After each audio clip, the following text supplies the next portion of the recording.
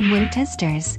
Yo, what's good guys? It's Nightwing2303. Today we got a quick look at the upcoming Jordan Super.Fly 5. So with that being said, let's go ahead, get right into it. So we're gonna take a look at the traction real quick. This is probably the best looking part of the sneaker. I mean, look at that pattern, man. That looks awesome. That looks like it's gonna grip really well indoors. I love the anatomical kind of like foot map look to it. As far as the cushion, it is very minimal. I'm kind of bummed out about this. It's Zoom Air in the forefoot, just like all the past models, except for the first one. The original Super.Fly was Lunar and Zoom. But these guys have nothing in the back, Zoom in the front, but it's just a basic Zoom unit. It's not unlocked, it's not thick or anything like that. It's a really thin unit, something that you'd see in like a Jordan Retro. I know, really weird, because the Super.Fly line was kind of like Jordan Brand's Hyperdunk, and now it's kind of like the Hyperdunk, because that's pretty whack. I'm not saying it's not going to play good or feel good or anything, because the foam does feel fairly soft, but you know, it's just disappointing seeing how much emphasis they had on cushion in the Super.Fly 2, 3, 4,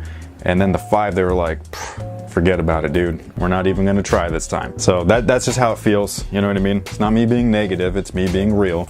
Sorry if you're offended.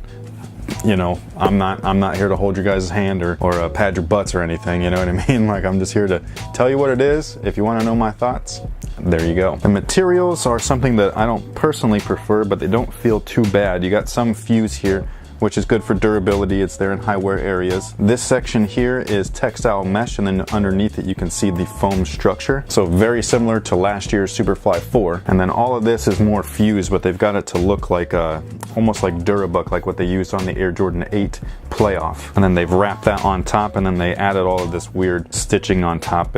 It's for design, no real function to it. You know, I would have preferred like a woven or something like that, because they did that last year with the Super.Fly 4 Jacquard.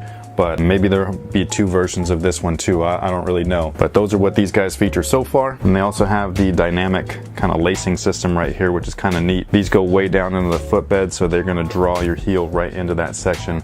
So it should have superb lockdown. Got that internal boot inside with the ankle pillows. Those look amazing. And I'm not a fan of these tongues, these real thin tongues made out of fuse. These are ankle biters, dude. So I'm not a fan of that.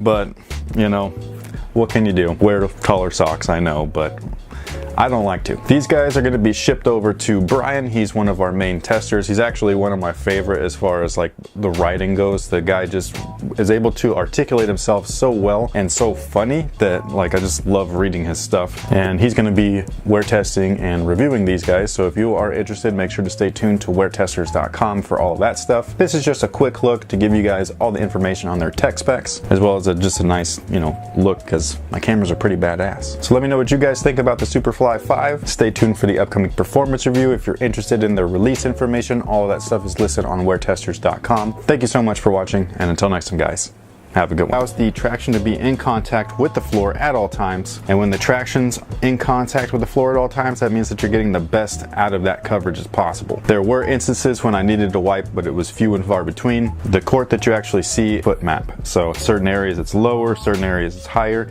Kind of reminds me of the Adidas Top 10 2000, but this done in a much like smoother fashion, because those had like giant bubbles that were supposed to like match your